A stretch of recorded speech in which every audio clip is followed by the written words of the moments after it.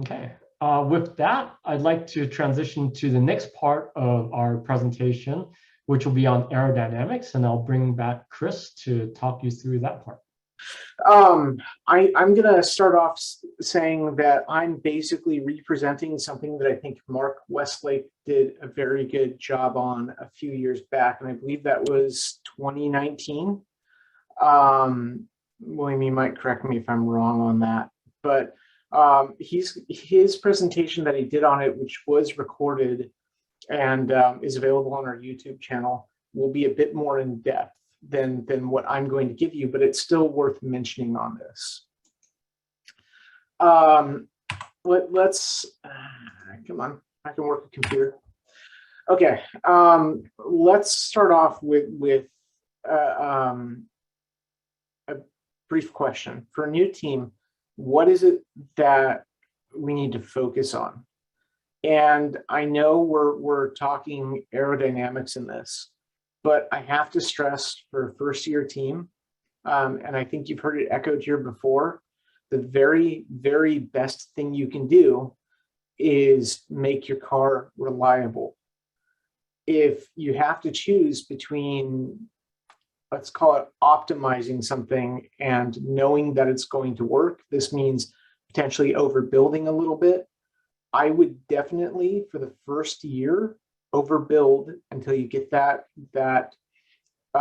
testing data in, that experience with a car under your belt, because not having mechanical issues will put you ahead of probably half the competition if you can just have a car that runs solid.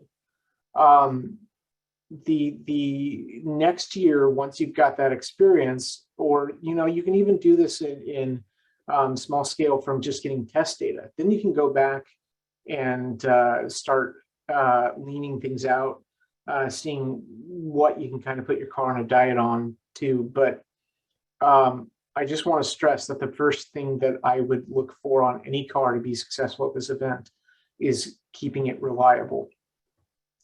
But let's talk about once you get past that point. So you've got a car that's pretty sound, pretty reliable. What else can I do? Or even while I'm trying to make my car reliable, what else can I focus on that's going to help me?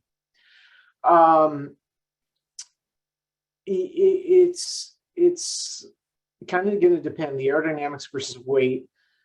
It's going to be depending on the speed that you run and a little bit on the track versus the road race. What's meant by that? On the track, you have a very consistent topographical profile. You aren't really gaining elevation, nor are you losing it. On the track, you're not having a lot of traffic to necessarily deal with in the way of like a city or things like that. So really, the track is going to be a big place where aerodynamics are huge. Honestly, it's potentially even bigger than weight at the track, again, depending on the speeds you're running.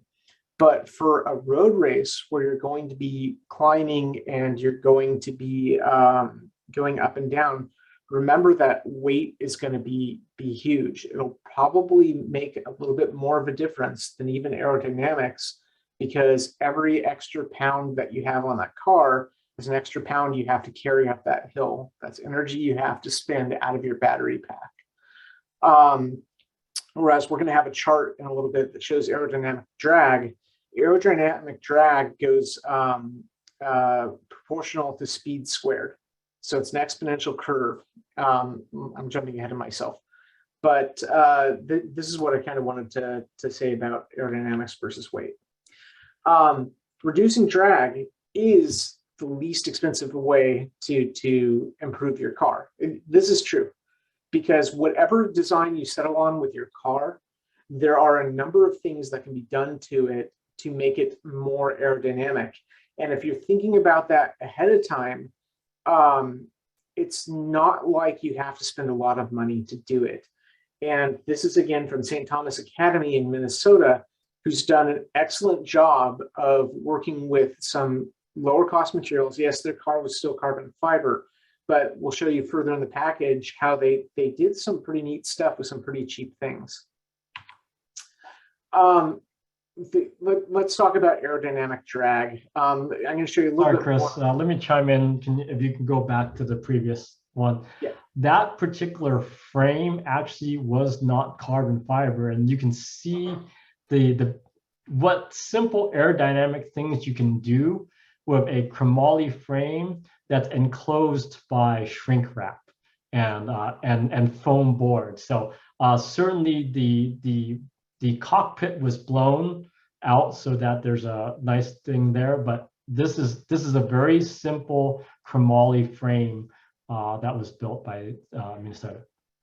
I'm sorry, William, I know you're correct on that, and I was going to talk about the shrink wrap shortly. I thought, though, that the top panel on that underneath the cells was carbon fiber to give it the rigidity on that. But your point is the more important takeaway from this. Mark did want to show what you could do with their goal was a low-cost solution versus spending tons of money on a mold and things like that with this car, because St. Thomas always has an extra goal in mind when they compete in these projects. Okay. Anyways, so just kind of showing their neat picture. They probably had some modeling software to do this.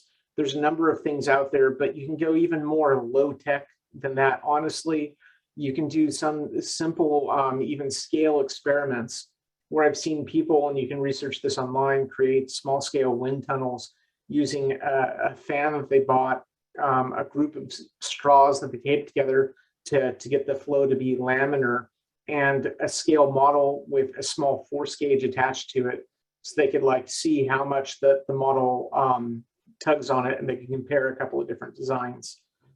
There are some really low-end scale things you can do, but there's also pretty cool stuff that comes with software packages out there today.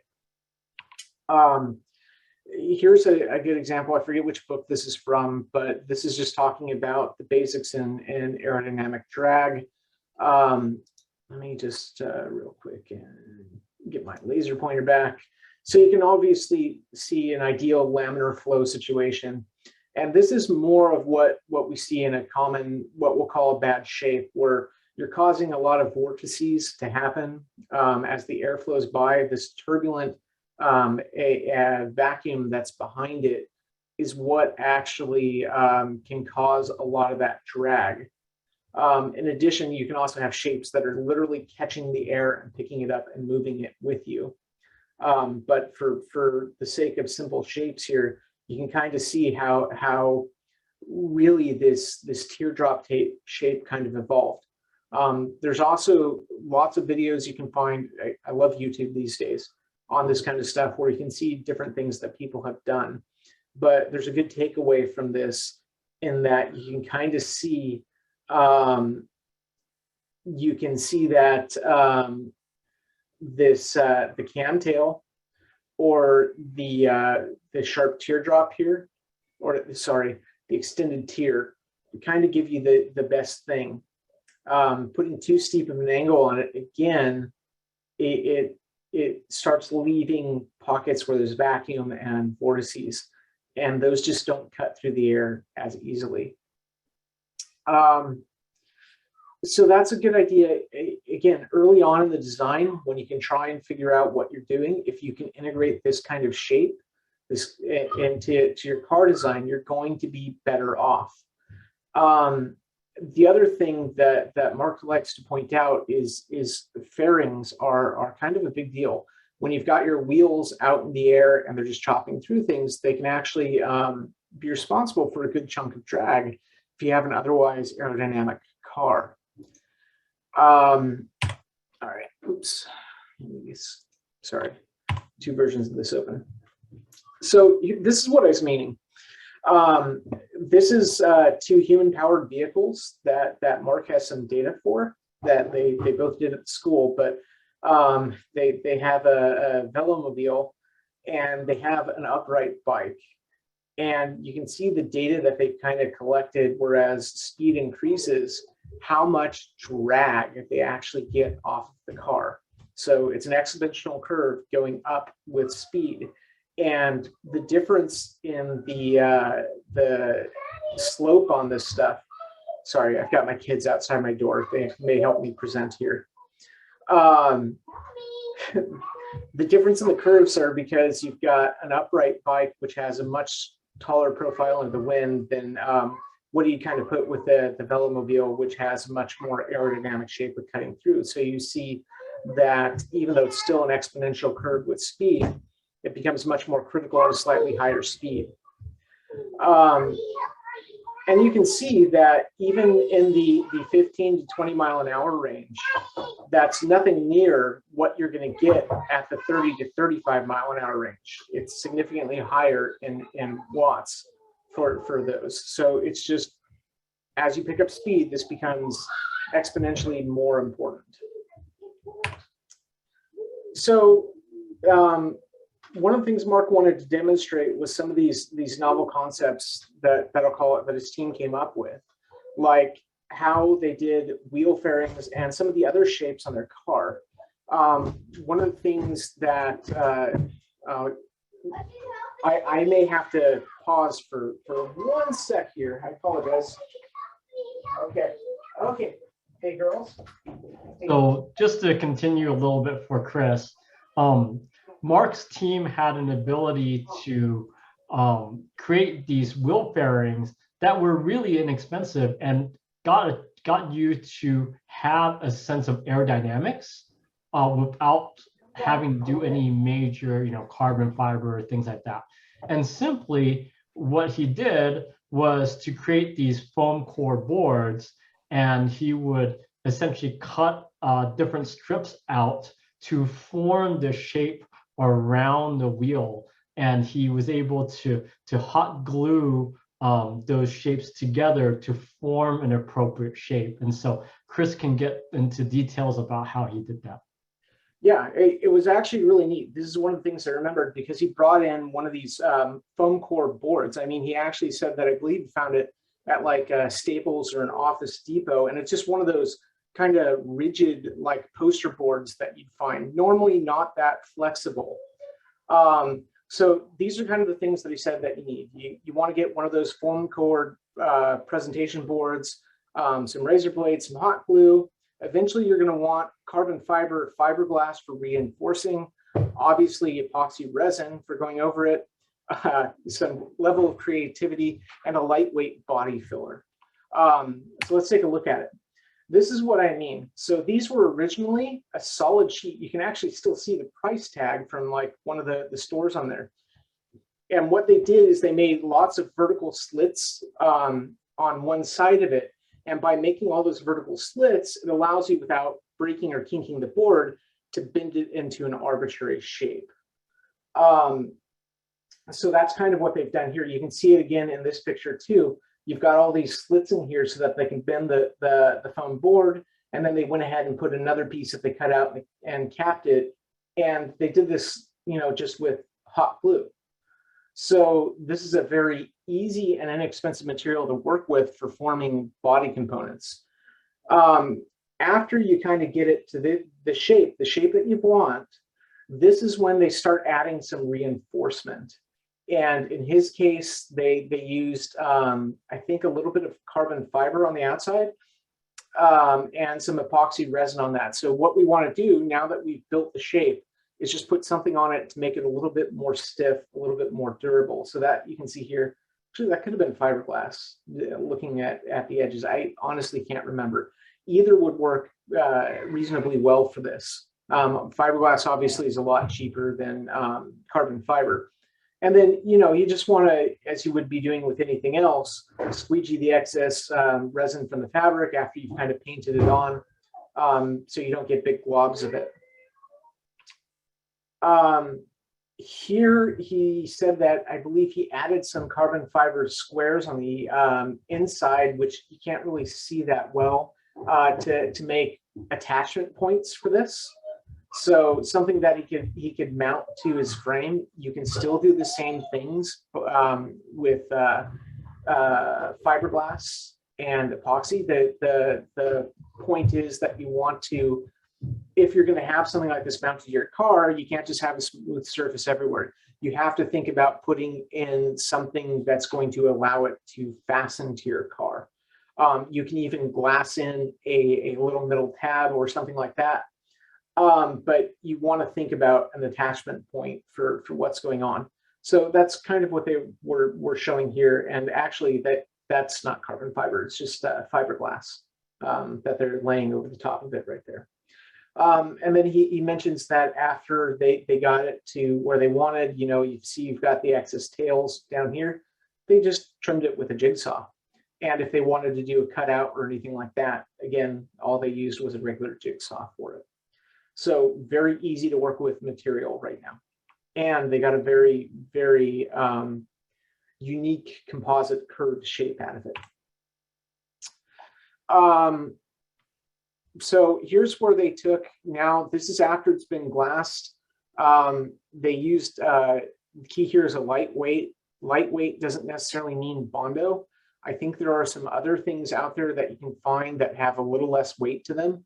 But yeah, it's going to look pretty ugly in the beginning here. But what's fairly amazing is what a good painter can cover up. Mark's not kidding about that. So what you can see here is that all they've done is sanded it down. They put the body filler on it. So now you really do have a glassy, smooth surface on there. And here's the end result of it. So these are the fairings that we actually saw being made. You can see that underneath this, there isn't, like I didn't want to steer you wrong, this isn't carbon fiber underneath it.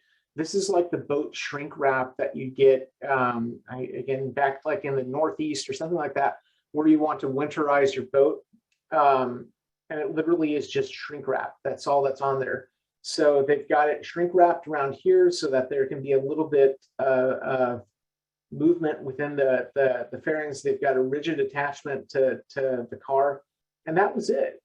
I mean, William's probably got some more experience than I do with like blowing a canopy.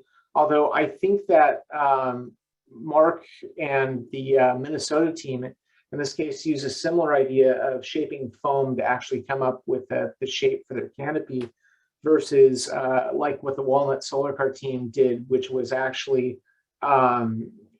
building a mold and heating up a plastic dome and actually pulling a vacuum on it or blowing air into it. William knows the process better to build a bubble canopy. Let's go, and actually, William, I think if you're willing to chime in and talk about it at the end of this, it might be kind of neat for teams to hear about that. Sure, I can do that. Weight. Obviously, heavier cars are going to have more rolling resistance. It's just, it's going to be more energy. You have more mass that you have to move. The key here is the second point that Mark makes.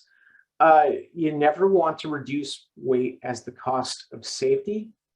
That should be obvious, but you know, it's worth stating. You never want to reduce weight at the cost of safety. Don't make your car lighter thinking that it's going to be a competitive advantage to the point that it becomes unsafe. The frame's way too flimsy now, and it's going to be a major hazard when I get on the road. You don't want to get it to that point. It's okay to have a little bit more material, and it's not necessarily just a blind application of material. I would say that you want to consider, you know, triangulation, things like that, how you're reinforcing tubing. It doesn't necessarily mean that you need to get stuff that's really heavy walled or things like that. You can actually do quite a bit with a little bit of weight in the right way. But let's put that aside. Yes, reducing weight can be a good idea when you're trying to be more competitive, especially on a road race where you're going to have to pick that weight up and carry it. Back to the discussion that William had on batteries, that if you're not actually going to be able to fill them back up, it's literally dead weight that you're carrying. Same thing for that extra bracket that you're no longer using that was an extra motor mount or something. Or when you took the rear fork off of a motorcycle, you left some of this extra stuff attached to it. that's all just extra dead weight that you're carrying down the road. And every time you go up a hill, you're going to have to carry it with you. And this is a good picture of the last bullet there. That's actually another team welding one of the failures that they had on the car back when they competed. And this is something that we see time and time again, and why I stress so heavily that you need to get road experience miles put on your car. I would make a reasonable goal of having 500 miles on your car before you get to the event. That sounds like a lot, 500 miles. Not only will it prevent things like this from happening, but it'll also give you an opportunity to train your drivers.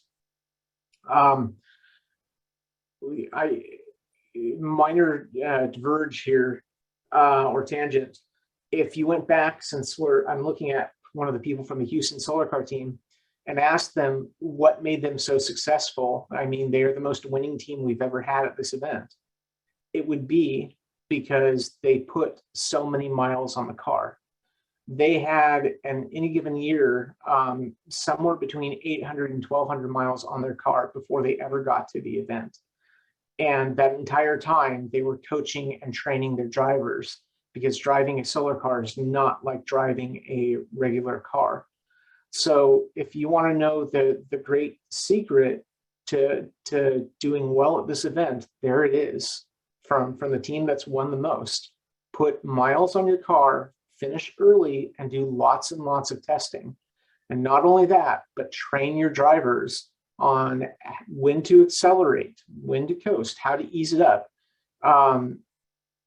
William's already talked about some of these things, so I won't rehash it, but just a quick reminder on that. All right, rolling resistance. So we'll get back to the core of this here. Rolling resistance is key. You know, this is why you tend to see more narrow tires. I'll get to the slide content in a minute on these solar cars. You know, it's why the NGM wheels and the Utopia tires that used to be the big thing back in the day, why they were like 130 PSI, rock hard, narrow strip of rubber in contact with the road.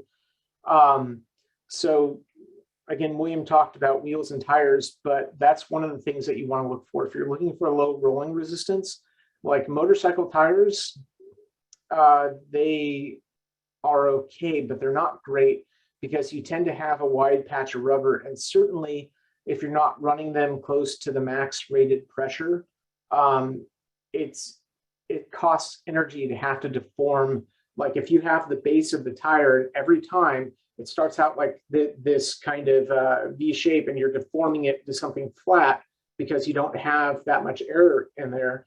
Every time you deform that tire, you're eating up energy as the tire rotates around, and it's just going into heat inside of the tire.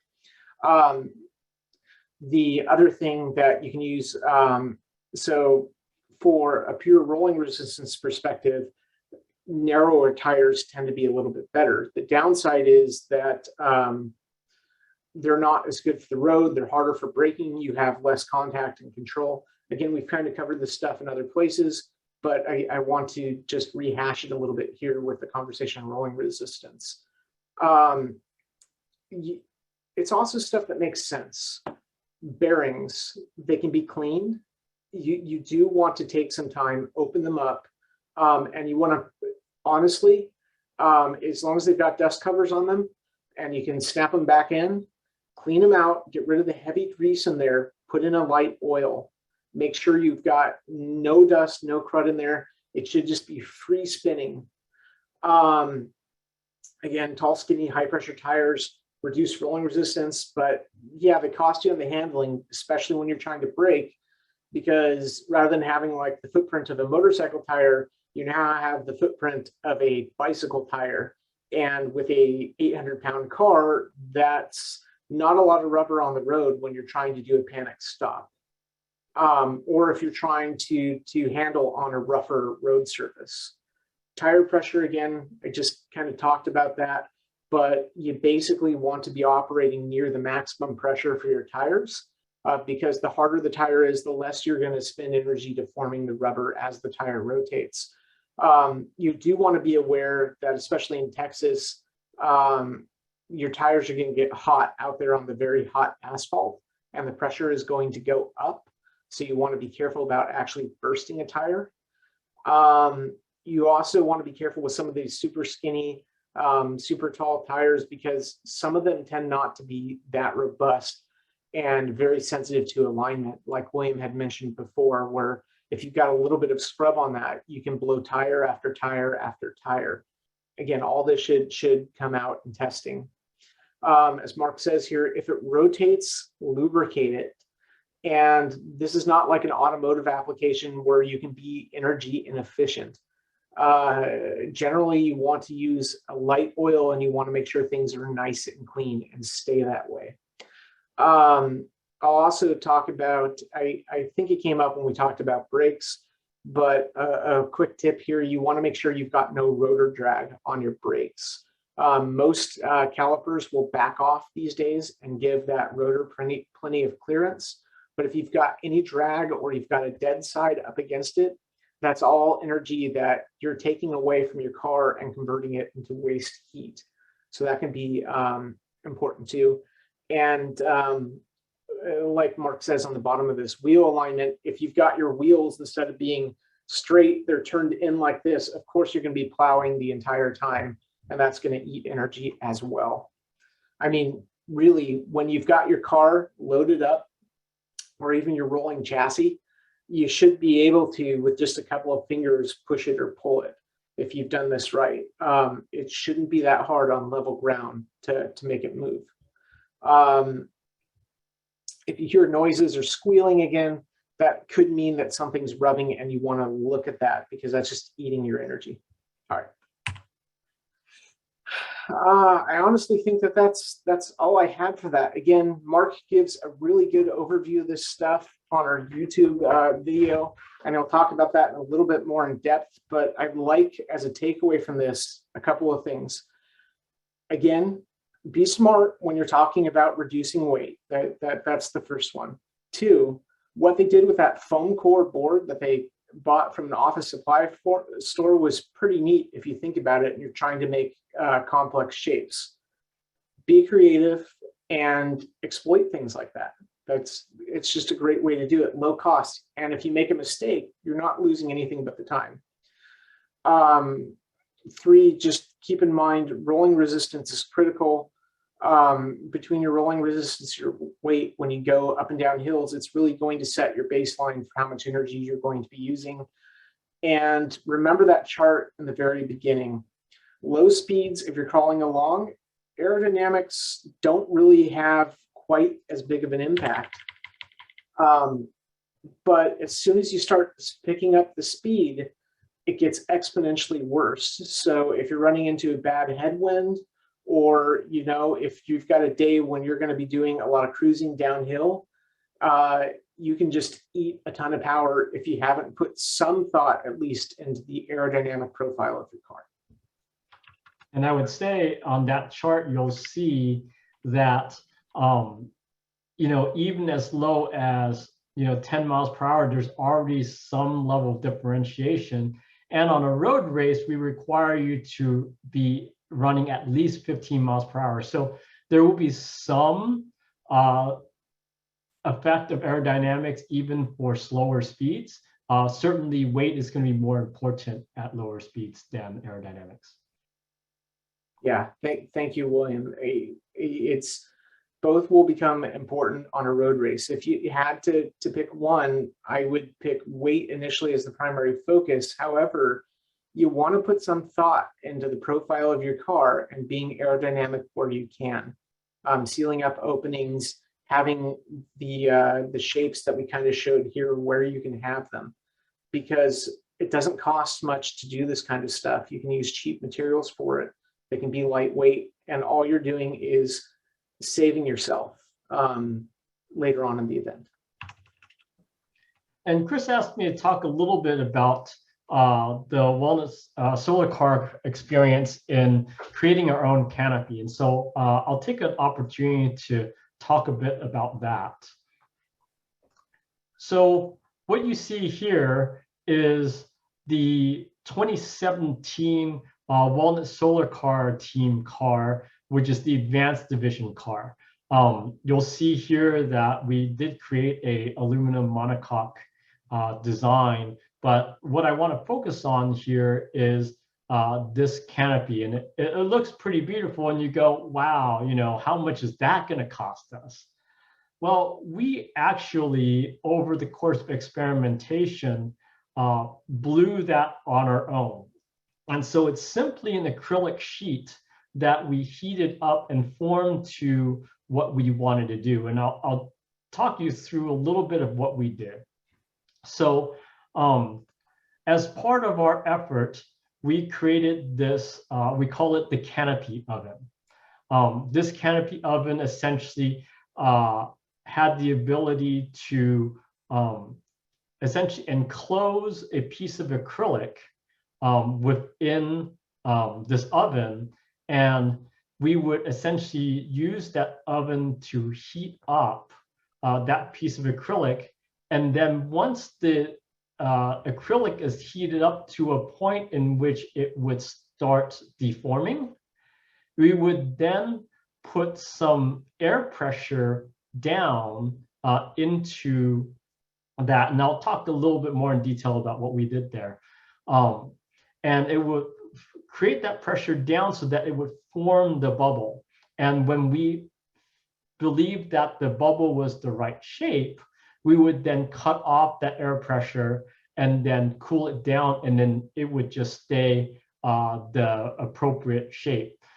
It takes about 350 to 375 degrees to heat up the acrylic, and so once it's formed and we turn off the heat, it won't go and deform again. You won't ever get to high enough pressure to do that. And so it's a fairly easy piece of thing to do, and I'll talk you through a little bit of how we did that. This is the final product of our canopy, where you can see it's a flat piece of acrylic, and then it forms a nice teardrop shape, and it really improves the aerodynamics.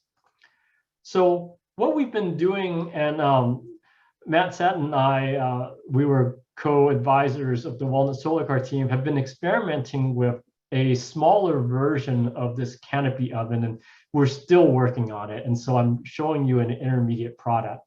But the way this works is that here you have a pretty hot heat gun that's down there, and it's going to create hot air down the bottom here.